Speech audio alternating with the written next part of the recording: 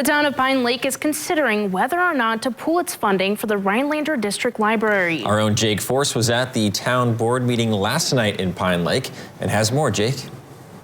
That's right, guys. Wednesday night, the town board heard comments from residents about how the town should move forward with its funding of the Rhinelander Public Library.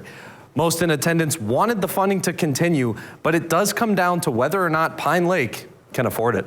As a county board supervisor, I can certainly understand why the town needs to provide services with the budget that they're given. At the Pine Lake Town Board meeting on Wednesday, Town Chairman Jim Flory said the budget for services is tightening. It's led the board to consider pulling their portion of funding from the Rhinelander Public Library. The library's total budget is just over $1 million. Diana Harris, who represents Pine Lake on the library board, said that while some may be upset with the idea of withdrawing the funds, the discussion was urgent. I think that this conversation stems more so from the town just needing to think of some creative ways to continue to provide services. Looking at cutting some funding from the library was one of those options that's being discussed. Since the town board was not fully present, a decision on whether or not to continue funding was not made at the meeting. A Facebook post by the library called on Pine Lake residents to attend the meeting to advocate on their behalf. Many of the comments on the post expressed frustration that the measure was even being considered. Harris warned that social media can present things as more polarizing than they really are, and that the town and library are working together to come to a solution. Pine Lake Town Board is also supportive of the library,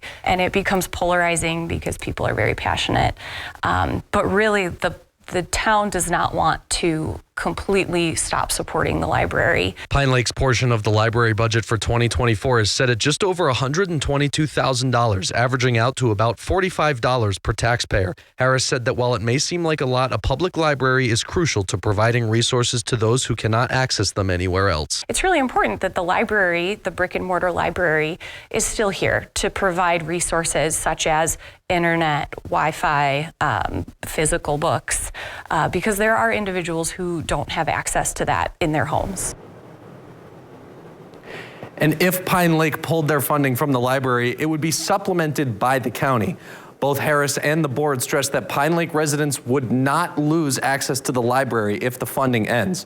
The next town board meeting for Pine Lake will be held on February 21st at 6:30 p.m.